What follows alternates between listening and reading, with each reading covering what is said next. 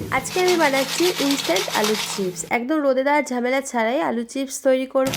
একদম দোকানের মতো মুচমুচে তৈরি হবে। নমস্কার বন্ধুরা, আমার চ্যানেলে আপনাদের সবাইকে স্বাগত জানাচ্ছি। তো রেসিপিটা এখন শুরু করছি। আমি এখানে নতুন আলু নিয়ে নিয়েছি। বাজারে এখন এই আলুগুলো খুব উঠছে। এই পাতলা পাতলা চোখলা আছে আর আলুগুলো খুব শক্ত হয়, তো আলুর চিপস খুব ভালো হয়। তো আলুগুলোকে আমি ভালো করে ধুয়ে নিয়েছি পরিষ্কার করে। এখানে আলুগুলো আমি ভালো করে ছুলে নিচ্ছি। আমি এরকম লম্বা শেপের আলুগুলো নিয়েছি, এগুলো চিপস তৈরি করতে ভালো হবে। ওটা ছোলা হয়ে গেলে আমি এখন জলে রেখে দিচ্ছি। আপনারা কিন্তু বাইরে রাখবেন না, তাহলে আলু একদম কালো হয়ে যাবে। আলুগুলোকে আমি ভালো করে ধুয়ে নিচ্ছি। এবার এখানে আমি একটা গ্রেটার নিয়েছি, এগুলো বাজারে কিনতে পাওয়া যায়। এবার এই গ্রেটারে এই ব্লেডের মতো অংশটা আছে, এখান থেকে আমি আলু চিপসগুলো কাটবো। আমি একটা আলু কেটে একটু দেখিয়ে দিচ্ছি। এই গ্রেটারগুলো অনলাইনেও কিনতে পাওয়া যায়। তো আমি একটা আলু কেটে দেখাচ্ছি কীরকম চিপসটা করব। তো আমি এরকম গোল গোল শেপে চিপস তৈরি করব। আপনারা চাইলে এর থেকেও পাতলাও কাটতে পারেন। আমি আলুগুলোকে জলের মধ্যে রাখছি। আপনারা কিন্তু বাইরে একদম রাখবেন না, তাহলে কিন্তু কালো হয়ে যাবে। সঙ্গে সঙ্গে জলের মধ্যেই রেখে দিতে হবে। আমরা দোকান থেকে যে চিপস কিনি, প্যাকেটে 5 থেকে 6টা মাত্র চিপস থাকে, তবে একটা আলু দিয়ে 15 থেকে 20টার মতো চিপস তৈরি করে নিতে পারেন। আলুগুলোকে এবার আমি পরিষ্কার জলে 2-3 বার ধুয়ে নেব।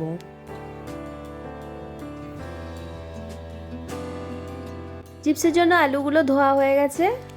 এর মধ্যে এবার ঠান্ডা জল দিতে হবে। আমি এখানে কতগুলো বরফের কিউব দিয়ে দিচ্ছি। বরফগুলো দিয়ে আমি 5 মিনিট রেখে দেবো। তো আমার কাছে ঠান্ডা জল রাখা ছিল না, তাই আমি বরফের কিউবগুলো দিয়েছি, এতেও হবে। আমি আলুগুলো এখন জল ঝরিয়ে নিচ্ছি। একটা ফুটো ফুটো থালা নিয়েছি, আপনারা চাইলে একটা ঝুড়িও নিয়ে নিতে পারেন। আমি এখানে 5 মিনিট জল ঝরাতে রেখে দেবো। জলটা ভালো করে ঝরিয়ে নিতে হবে। আমি এখানে একটা সুতির কাপড় পেতে দিয়েছি, এর উপরে আমি আলুগুলো ছড়িয়ে দেবো। তো ভালোভাবে জলটা তার জন্য টেনে যাবে। আপনারা চাইলে 5 মিনিট ফ্যানের তলাও মেলে দিতে পারেন। এটা যেহেতু ইনস্ট্যান্ট আলুর চিপস, তাই রোদে দিতে হবে না। রোদে দেওয়ার ঝামেলা ছাড়াই চিপসটা তৈরি হবে। সব আলুগুলো একটা একটা করে কাপড়ের ওপর রাখা হয়ে গেছে। তো আপনারা এইভাবে একটা একটা করে আলু এরকম ছড়িয়ে রাখবেন। এইভাবে কাপড়ের ওপর আলুগুলো মেলে রাখলে ভালোভাবে জলটা টেনে যাবে।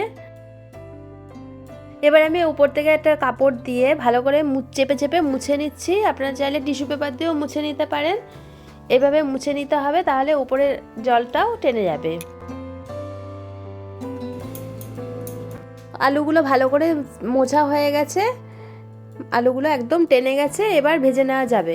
এখানে আলু চিপসের জন্য আমি একটা মশলা তৈরি করে নেব। এখানে সাদা লবণ দিয়েছি, কালো লবণ দিয়ে নিয়েছি, আর কাশ্মীরি লঙ্কা গুঁড়ো নিয়েছি, আর চাট মশলা দিয়ে নিয়েছি। এগুলোকে আমি ভালোভাবে মিশিয়ে দিয়েছি। আর এখানে আমি কড়াইতে সাদা তেল দিয়ে দিচ্ছি। সর্ষের তেল দিয়ে আপনারা ভাজবেন না, চিপসগুলো সাদা তেল দিয়েই ভাজতে হবে। আর তেলটা হাই ফ্লেমে ভালো করে গরম করে তারপরে আলুগুলো দিতে হবে। আলুগুলো দেওয়া হয়ে গেলে তারপরে গ্যাসটা একদম লো ফ্লেমে করে দিতে হবে। তো এইভাবে আলু চিপসগুলো ভেজে নিতে হবে যতক্ষণ না মুচমুচে হচ্ছে। ভাজাটা বেশি ইম্পর্টেন্ট। তো ভাজাটা ভুলভাল হলে কিন্তু আলু চিপস একদম নরম হয়ে যাবে। তো ভালো করে তেলটা গরম করে নিতে হবে। আলুগুলো দিয়ে একদম লো ফ্লেমে করে দিতে হবে। চিপসগুলো ভাজা হয়ে গেলে তেলে ভেসে উঠবে। গ্যাসটা হাই ফ্লেমে করে তারপর চিপসগুলো তুলে নিতে হবে। চিপসগুলো গরম গরম থাকতে থাকতে এর ওপরেই আমি যে মশলাটা করেছিলাম, মশলাটা আমি অল্প ছড়িয়ে দিচ্ছি।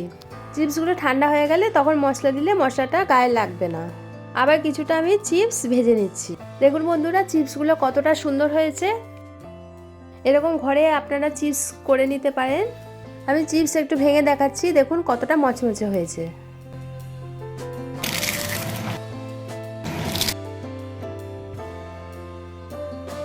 চিপসগুলো আমার সব ভাজা হয়ে গেছে। এবার বাকি মশলাটাও আমি দিয়ে দিচ্ছি। আপনারা যদি বাড়িতেই এরকম চিপস তৈরি করেন, তাহলে বাচ্চারা বাইরে চিপস খাওয়া ভুলেই যাবে। তো বন্ধুরা, রেসিপিটা ভালো লাগলে একটা লাইক দিয়ে দেবেন আর শেয়ার করবেন। আর ভিডিওটা যদি ভালো লাগে সাবস্ক্রাইব করে দেবেন। টাটা।